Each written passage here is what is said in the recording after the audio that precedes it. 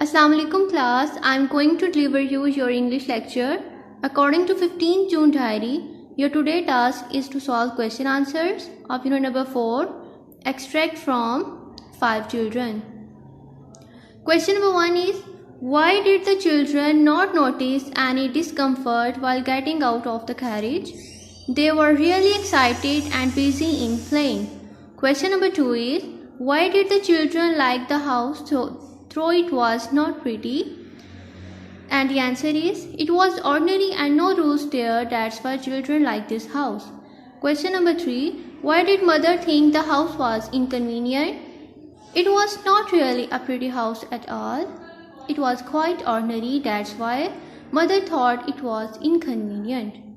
Question number 4 is, what things the children like about the house and why? The children were wiser for the once. It was not really a pretty house at all. It was quite ordinary and children were enjoying there, that's why they are like this house. What was the best part about going to live in house away from the city? The best part of it was that there were no rules about not going to places and not doing things. Okay, I love students.